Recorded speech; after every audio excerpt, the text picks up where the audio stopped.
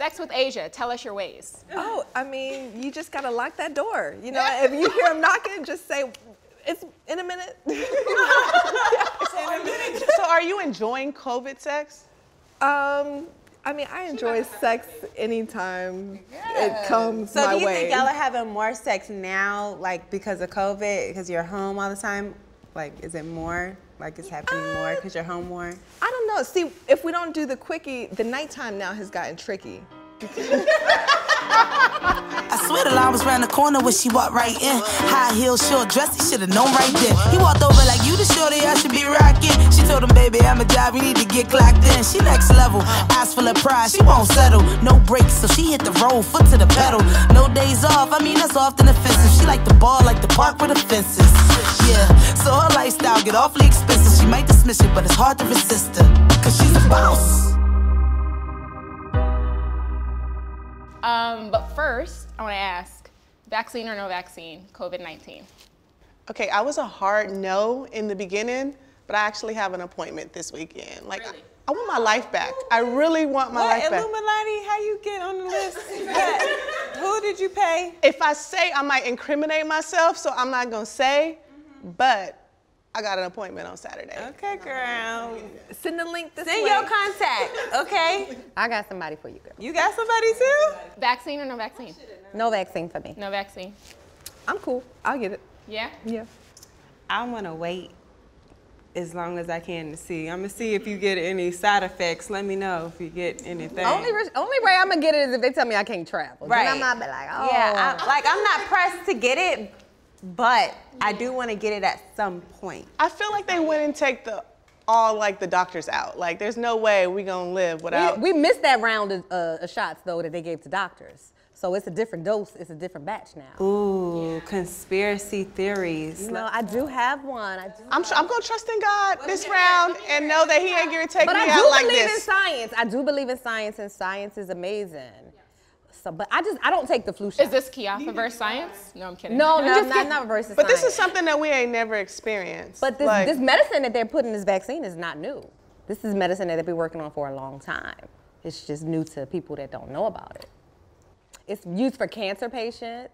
The medicine that they're doing, yeah. So I will not be taking it. I don't. And why not?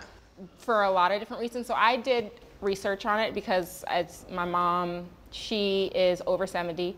And so her and I go back to back and we just go through kind of like the research and different doctors. So she's taking it or no? She's not doing it, and I don't think it's something that I would want to do nor give to my children. I don't think there's enough research on it, and it's not even an accurate definition, like it's not a vaccine. A vaccine prevents transmission and builds immunity. This, I guess, gene therapy is what it actually is, does not build any immunity whatsoever. So for me, it's like, so then what is the point of taking it? And if it's not a vaccine, then vaccines are the only things that are pretty much safe from being sued for any litigation. And so for me, that's a hard no. I feel like it's 50-50. If I don't take it, I run the risk of dying. If I do take it, I still might run the risk of dying. It's not so, but I don't know if that's actually true.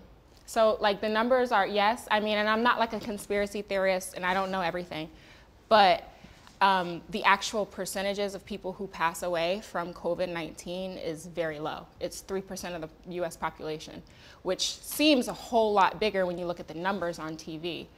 But it's not, like there's a 99.8 success rate, or like, what's it called when you survival rate of COVID-19 all the way up to age like 70. And then it's 95 after 70.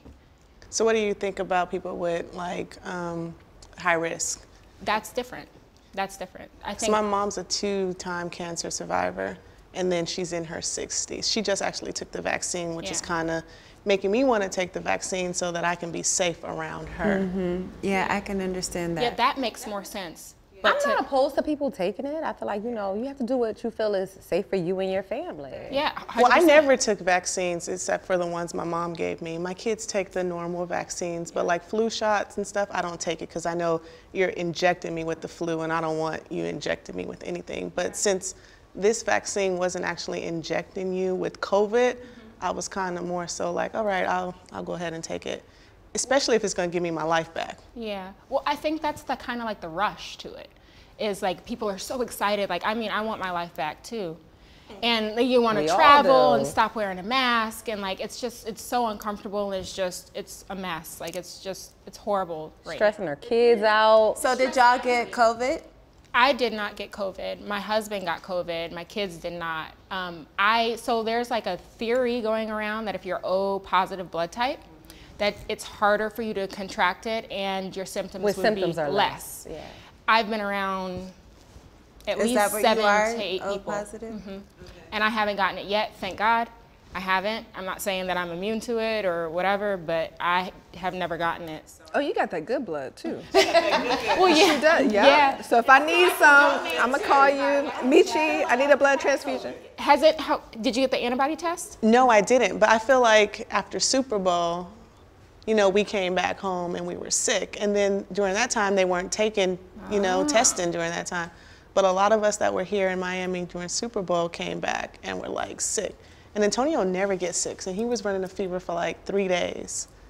That sounds like COVID. Yeah, it does. You should take the antibody test. But I don't know if it will show now because I think it only shows for a certain 90 days or something like period of time.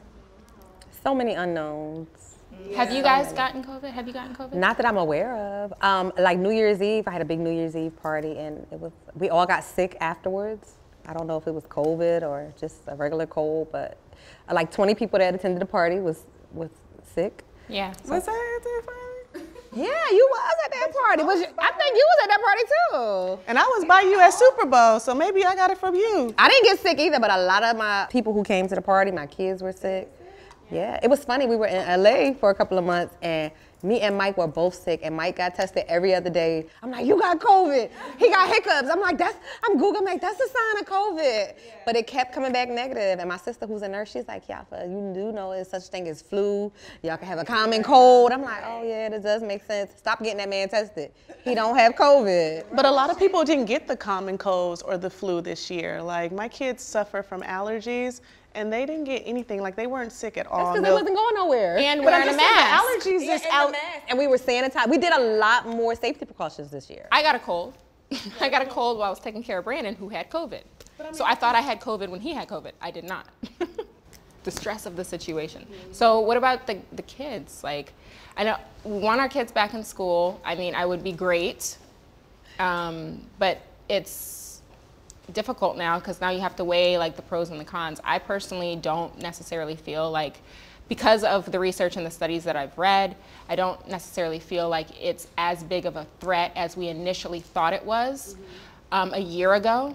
So all of the research and all of everything that I've read up on it makes me feel now that, okay, it's very, very similar to the flu. So I think it's time for kids to go back to school. What do you think about what that dynamic is now? Like, I say COVID babies, and the reason why I say that is because this generation of children, my little baby Zoe, every time I leave the house, he go to the bathroom, cries because I'm always home.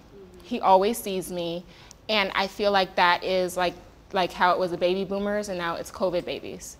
So you have young kids. How has that impacted their life? My kids are over it. I mean, my kids want to get out. They beg me every single day, can I go to school? Can I go to school? Can I go to school? And since I'm getting this shot, because I really wasn't concerned about them, I was more so concerned about them getting it and then giving it to us and us not being able, you know, to like survive it. Yeah. But now that I'm going to go ahead and get this shot, they're going back to school within the next 2 weeks. And I thank you, Jesus.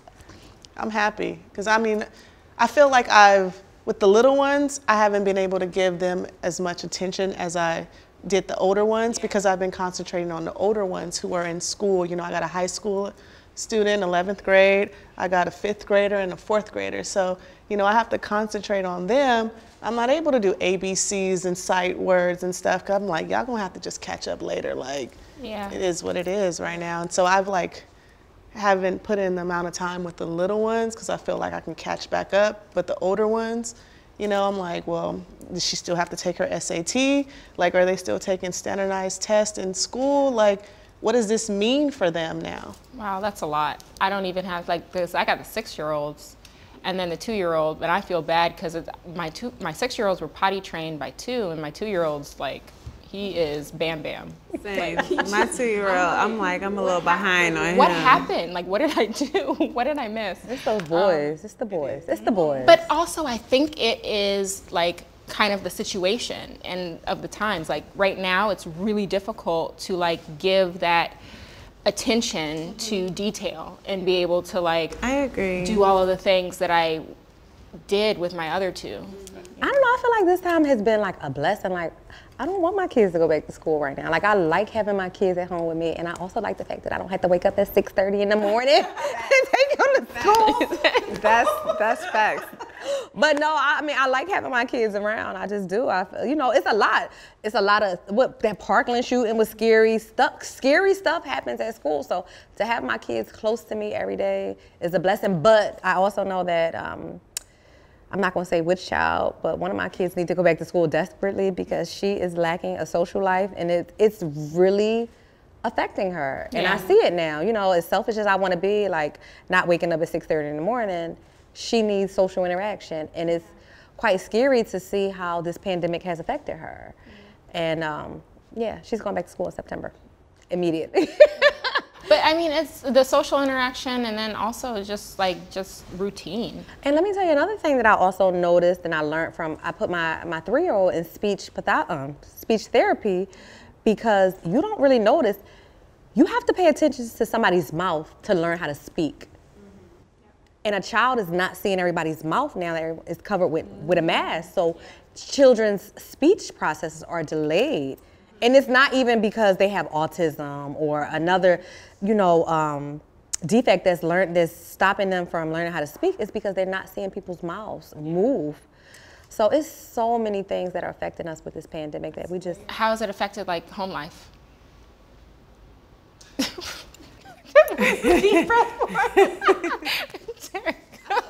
I mean, to Key's point, like not having to wake up at 6 a.m. and take the kids to school. They get to like wake up at 7:45 and watch a little TV, have a little breakfast, and you know, we get them set up, and the baby takes like his first, you know, morning nap, and then we sneak off to the bedroom and lock the door and get to it. Like,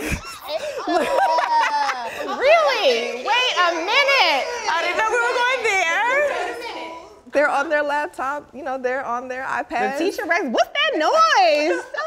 They locked it, we closed the door. I need to know. Lock it and get our little morning, you know. You get your morning sessions in, huh? Morning quickie in, yep. I lock the door too to make sure. We gonna come back to that. We gonna come back to that. I'm the only one here with 6 kids, so I am over it. Like, my kids went on spring break and they never went back. Like, it is time for them to go. It's time for them to go back. Like, this is bullshit. I don't care who did it. I don't care where it came from, but I am done. Like, take your ass back to school. I don't care what you do. I don't care if you stand on the table. I don't care if you throw a book. I don't care if you read a book. My kids have turned into literally like, I don't care how long they're on that iPad. I really don't care. Like, I'm to that point where like, as long as I don't have to interact with you for just this moment, if you don't say mommy, I'm with you, like, Terricka, it's just like, thank you, Jesus. I'm sorry. I don't know. This is not like the stay-at-home mom situation that I signed up for. You know, I wanted to drop them off, pick them back up around 2:30, you know what I'm saying? So yeah, no, for me. And the thing about it is we're stay-at-home moms, some of us. I know some of you guys like work hard every day. Stay-at-home mom and a working mom in the same sentence. But I mean, I'm used to, you know, the drop off. Let me go get my lashes done. Let me go do some relaxation. Time. Let me go to the grocery store, prepare for dinner, you know. But like, they at home all day. They eat all day. Dinner, snack. Like, I'm like, bruh, no, you just had breakfast. How are you asking for snack? Like, what are you doing? I don't understand. Yeah, no, I'm with you on that. But I will say that my oldest is doing really well with like homeschooling, and I don't think that we would have realized that that's what he needed if it hadn't been for COVID. So I'm happy, you know, with that situation. But other than that, I need my 2-year-old. He needs to go somewhere. I need a break. The twins were in school when they were in Montessori school when they were 2. So I was kind of like, but having twins and like, thank God we're able to homeschool too. But homeschool situation is not. So you actually homeschool? No, or you mean virtual that's school? not how I was built. I am not. Yeah. So there's a retired teacher. She comes, it's my best friend's mom, who also is a speech pathologist. But so she comes and teaches the kids 4 days a week in the morning for 3 hours. Is it 3 hours? Yeah, 3 hours. But they're twins, so they just like, they are so tired of each other that I literally have to like sometimes sit on the stairs to make sure that they're not fighting with each other. And I'm literally like in like a circus. Like there's stuff flying everywhere. Like my daughter came out this morning in heels to school. I kid you not, furry pink heels. She walked out and I was like, what is happening? I'm not gonna lie, like my whole routine, like they don't have this bedtime routine anymore. Oh, yeah. Like no such thing as bedtime. Go to bed whenever they wake up. If my son wants to sleep till noon, I'm like, It doesn't matter. My baby, oh my God, he is the biggest blocker. We had a routine. I was one of those moms though, like 8 o'clock, they're asleep.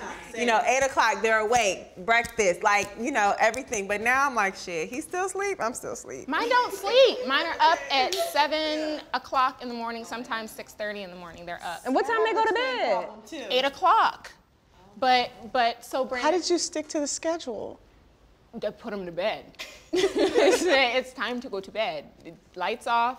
Sound machine on. I was like that before, but now with COVID, it's like whenever they go down, they go down. Whenever they get up, they get up. Whenever we eat dinner, we eat dinner. Whenever, like, it's just whatever goes. Because anytime I try to stick to a routine, I just stress myself out. Absolutely. And I can't do that. Like, I just got to the point where I'm like, you know what? Just let it go. Let it flow. We might die, who knows? Let's live life. Yeah. But, okay, to Asia's point, okay, she got this schedule and you got free time during the day because your kids are well-mannered. Right. Thank you. Sit in front of the computer.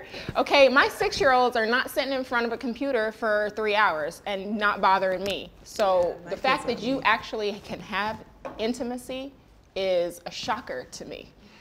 So please. We living through you, girl. But because they go to sleep so late. Yeah. So I'm trying to get them to bed, and you know it's 10:30, it's 11, so I can't stick to if y'all are getting it in the morning, I feel like y'all could probably figure it out for the night. Yeah, and I mean, it just as long as you get one in a day, you know, I think you're all right. I'm tired of COVID sex. Not like sex, but just COVID sex. What's like, COVID sex? It's just being at home. Like, you know what I mean? Before, we would go places. Oh, so where was y'all having sex at? Anywhere, just in the car on the way home from dinner, anywhere. Like, it was just more fun. Like, now it's just like, the kids went to sleep. You know what I mean? Like, we're in the same bed, and I'm just like, okay, yeah, we did this the So you other need day. another environment. I need another environment. Y'all gotta say, go to a hotel or something real quick. Staycation. I mean, now the thing is, like, this weekend. to do it while the kids is there. Like, ooh, let's see if we can get it in real quick while the kids is over there. So that's the excitement right there. It's a little tricky, too, because in my mind, I have this thought, like them walking in and like seeing us and then scarring them for life. So I don't want to do that, you know. Oh, but our kids know. They'd be like, what were you doing? Really?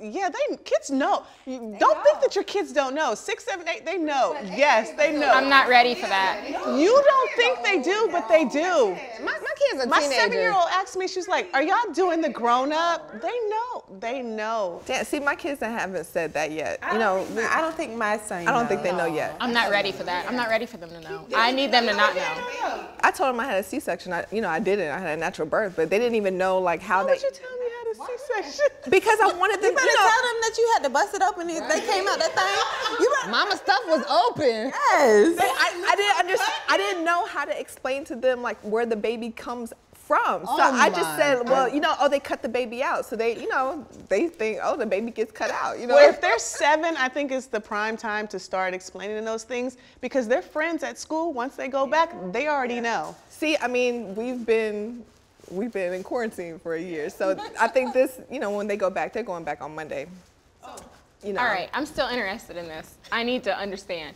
So how are you keeping the excitement and everything alive? Because I can tell you right now, quarantine and COVID and work and all of this is boring as hell.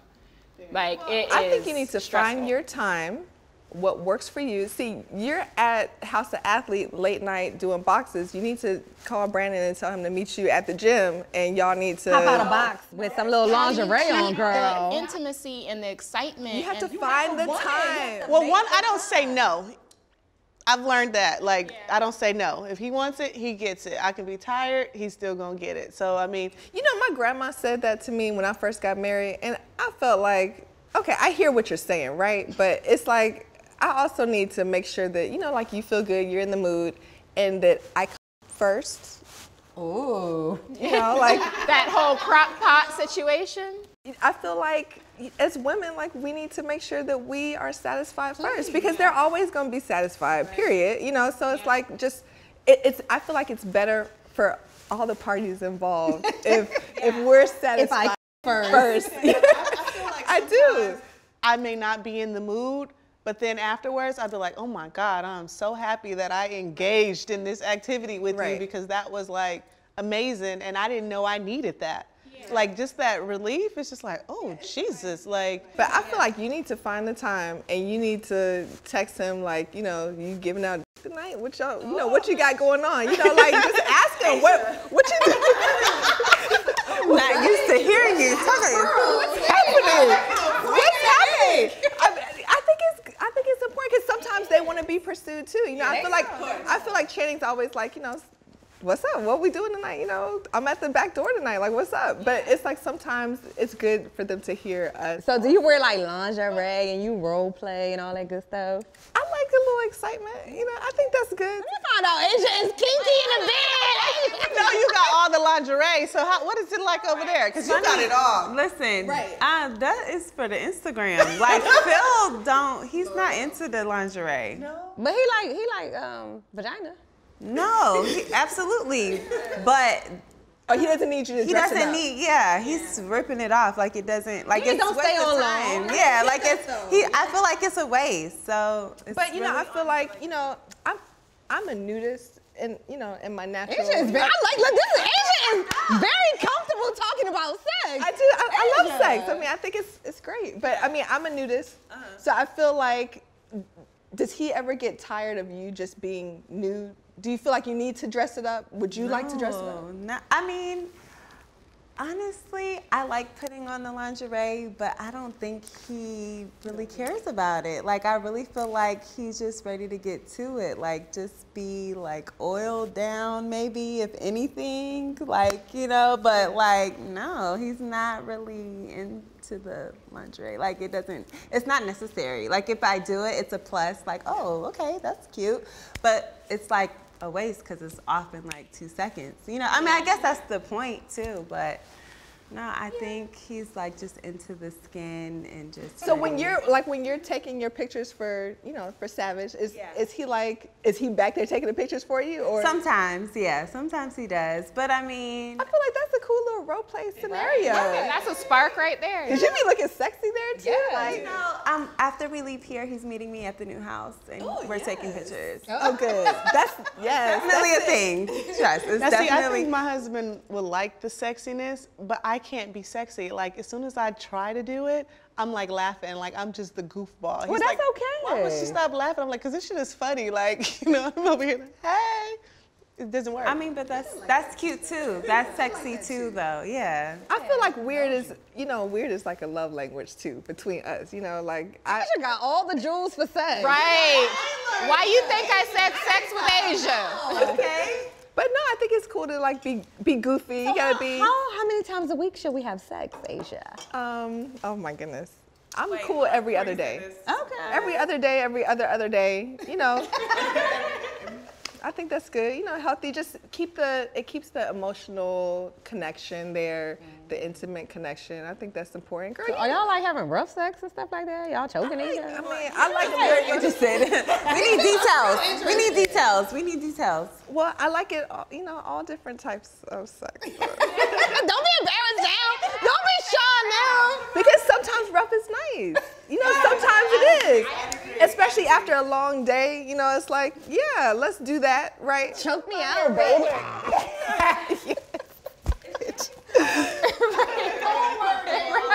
What's the safe word? Pineapples. Yes, we learned it's pineapples. Pineapples. But you know, then sometimes you want to be held and coddled and.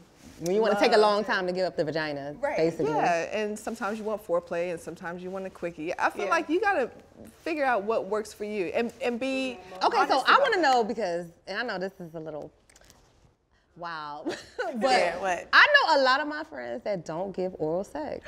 Why they do that? I don't know. Do y'all ladies like give oral sex?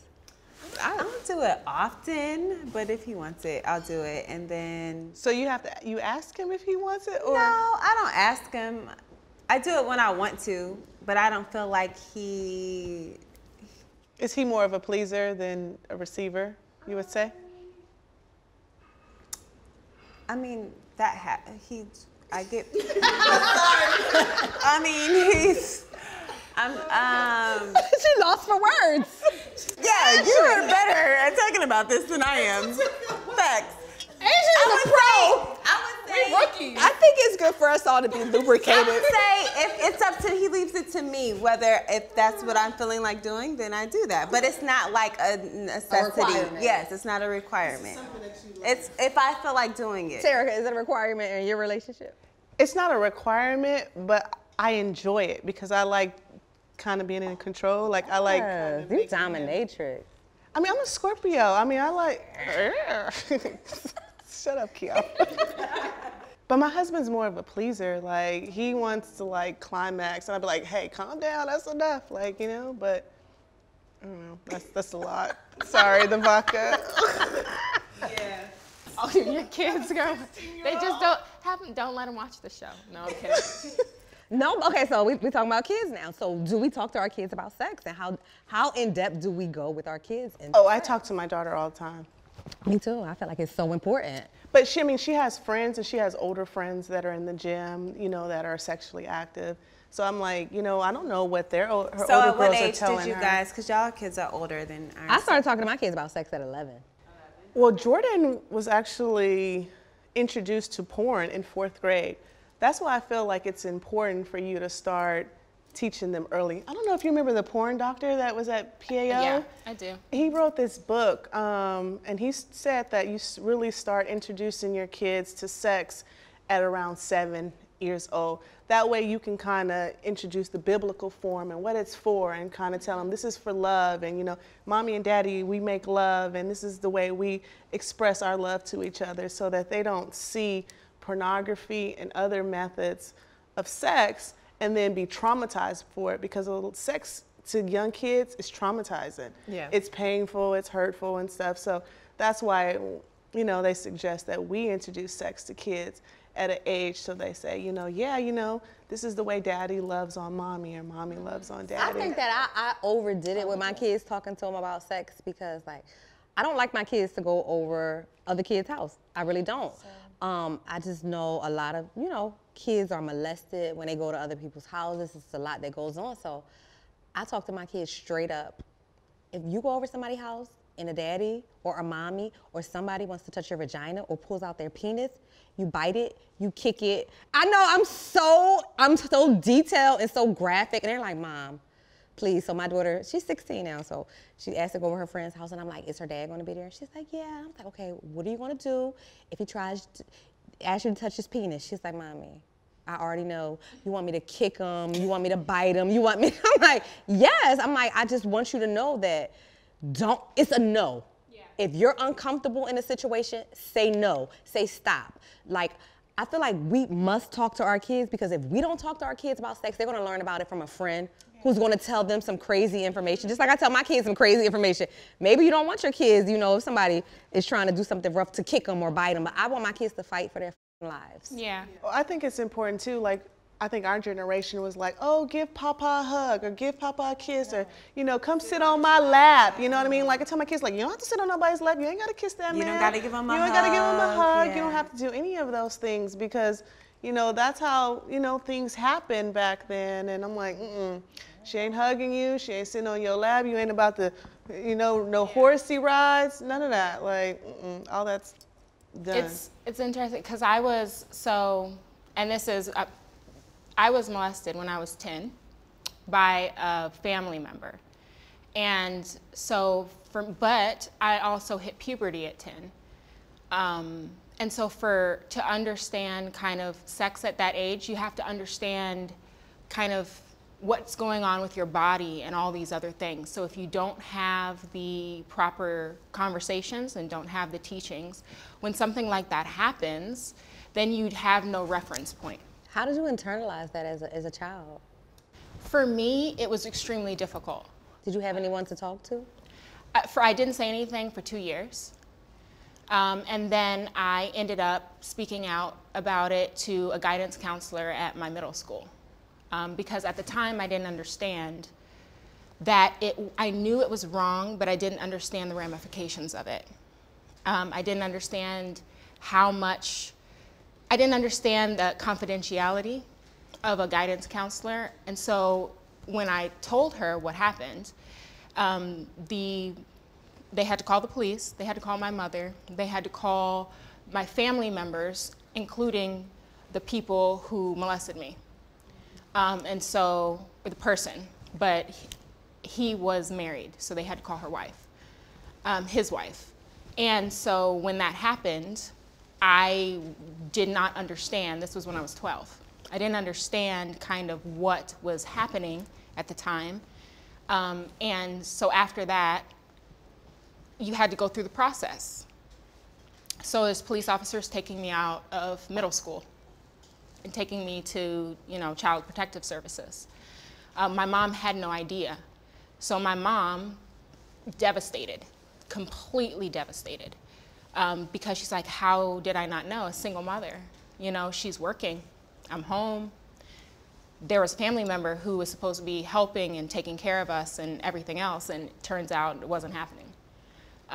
So moving forward, once that happened and you had to go through kind of like the system and the process, it wasn't that I kind of swallowed it. I kind of worked through it in my own way and talking with my mother. And then that's how I ended up in psychology, because I wanted to kind of understand why people do the things that they do, what makes people tick, why was I able to build strength from that and gain strength from that and not go the complete opposite way, because I very easily could have went the opposite way, and I chose to go a different way. So what is this going to make you do to your kids now? How are you going to teach your kids? So for me, they know automatically. Like, I've been talking to them about it since they were about, I want to say like 3 or 4, since they went to school. And it was like, who's allowed to touch you? Who's allowed to touch you when mommy's in the room? And so I spoke to them in a manner that they could understand at the age group that they were at. I haven't gotten to the point now of talking about sex, but they know that nobody can touch them, not even a doctor, unless I'm in the room and I say it's okay. They know certain things that they can comprehend, but I haven't gotten to the sex talk yet with them.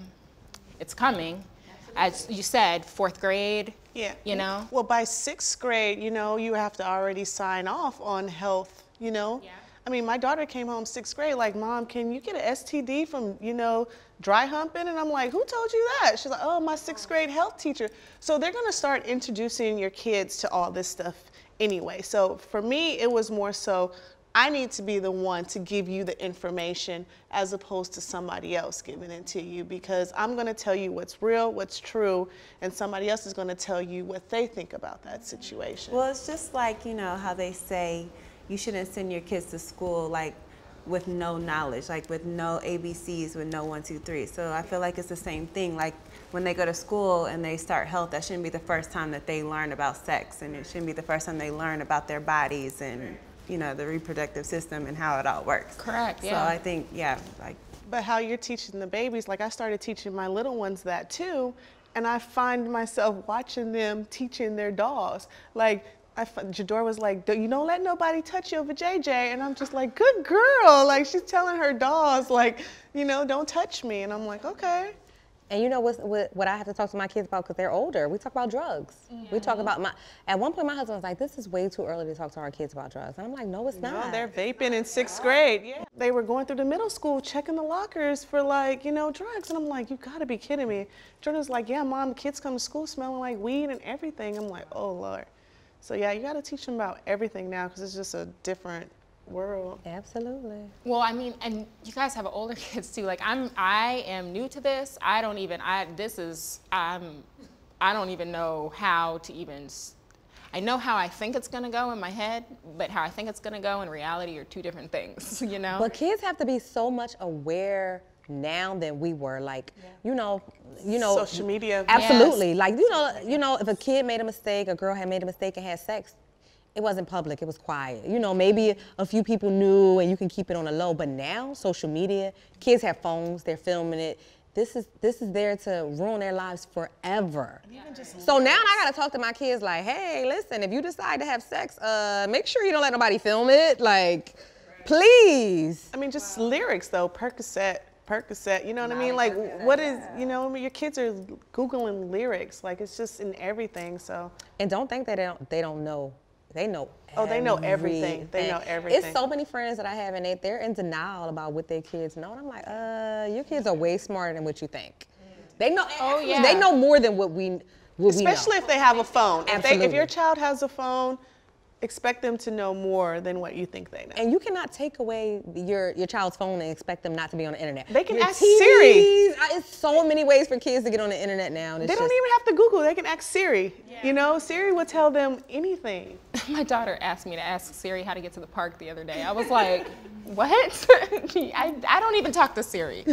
No, but that's so true. You know, it's unbelievable the type of things that people have to go through right now. Like the next generation, I couldn't even imagine growing up with all of this access and social media and, you know, everything out there for everybody to see all the time in your life. It's not even fair for them though.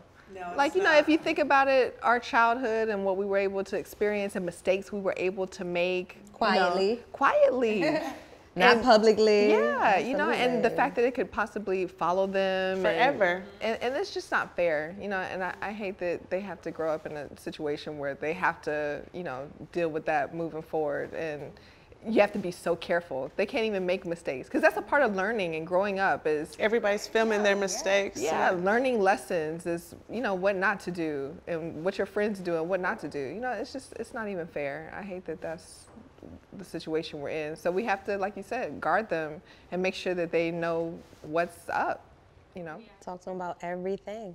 And teach facts. Yes, absolutely. You know, I think not hiding, but sheltering is doing an injustice. Absolutely. The more, what's the saying? The more you know, the more you grow. You know, you just have to be open and honest. You know, it's one thing about just, you know, telling all your business. I don't think that's appropriate. But you can be authentic and vulnerable and still be extremely private, you know, and be able to kind of teach your kids the things that they needed. I mean, and that's what's going to help you when it becomes that time for you, because you're going to want to tell them, be honest and raw with them, because they're going to relate to that and they're going to know that you're being, you know, that, okay, Mom knows, you know what I mean? Kids know when you're being honest and when you're making up little dumbass lies, like, you know, fairy tale stories and stuff. They know. They're like, okay, that's not true. I know there's no stork. I know there's no stork that drops babies out of the sky. I have a question. So we've been talking about this in the house. So Jordan is a junior, And I said to my friend, I was like, I'm gonna have her have a drink before she goes to school. You know, when she's like 18. So I wanna know what are you guys' thoughts on that? Would you give your child an alcoholic beverage before they went away to college? Because to me, I feel as if she's going to try it, and I'd rather her know what it tastes like, know what it's gonna make her feel like before she's around, you know, her peers, and then she doesn't know what it feels like. Well, my kids are a long way off from that, so I can just kind of think about what I would do in that situation. And I guess it depends on the type of relationship you want to have, you know, with your child.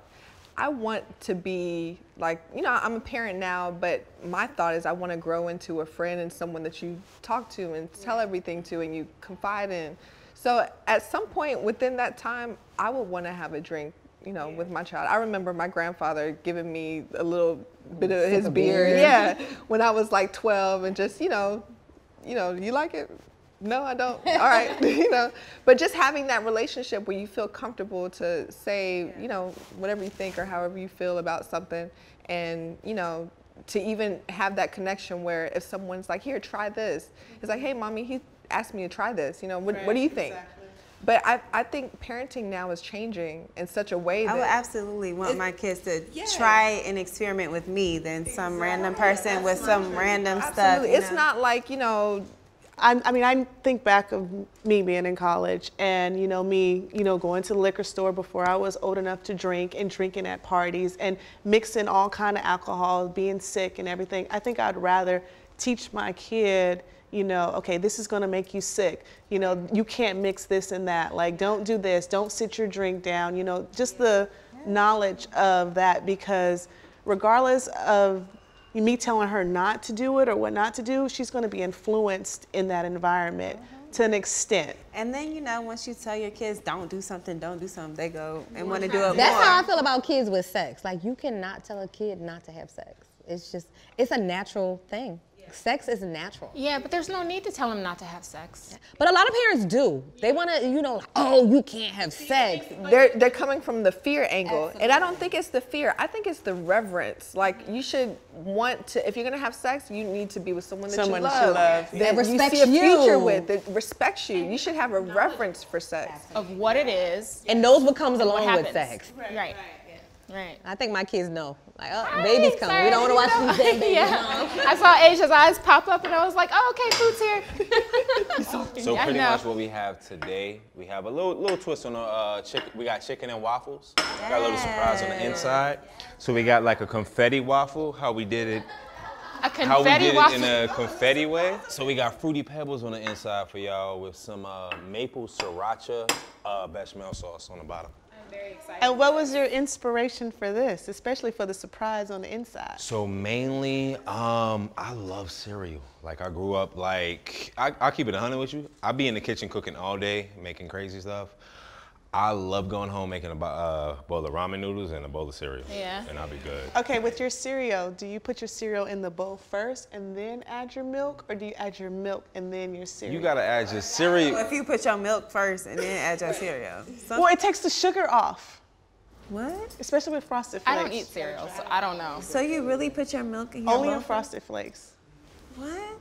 Because I don't like it to pour the sugar off. I have never heard that. You might be. You could just put sugar on top of it after you pour the milk. No. Sugar on top of the cereal after you pour the milk. You gotta try it. I've heard that, yes. You need a little but bit the milk sweet. in the bowl first, Terricka? With the Frosted Flakes, you gotta try it. I eat Frosted Flakes with no milk. I don't like milk. I don't like milk either. We're here. I don't know where these psychopaths are with their... Give me some French toast, pancakes, something fat I want for breakfast. Okay, okay. Chicken and waffles. Yes. So I got a question. I always got a question. I'm sorry. That's fine. Okay. You have children, right? You have a son. I have one son, yeah. You have a son. How old is he? 5. 5 years old. Do you talk to him about sex? Or... His eyes. His face was like, really? He just a baby. But this is what we're talking about. So, you know, children are introduced to sex at a very, very early age. And so what we're talking about is trying to get ahead of it before it becomes the world teaching your children about sex and about kind of like the pros and the cons of it. So if you don't talk to him about sex, because he's 5, At what age do you plan to talk to him? So one thing I like to do with my son is I like to read him. I don't like to force him in any particular direction and whatnot. So when I see he starts having that interest in women, like really like, hey, you know, they catch his attention, like, hey, buddy, come on, let me talk to you real quick. You know, and just I will slowly introduce it to him, but on a child's level, because I don't want him to be like, oh, okay, what is daddy talking about? Let me go look it up. And next thing I know, he going down, you know, a snowball effect of trying to find out what sex is, and it might not be positive about what he finds. Well, what if he was introduced to it by somebody else? Do you feel like then you need to talk to him about it? Definitely. Like, what if an older cousin? Definitely, definitely. Because at 5, you know, oh, daddy, are you gonna have another baby? Well, how do you? And that's the thing I'm dealing with right now. He keeps asking for a sister right now, and I told him I plan to have more children.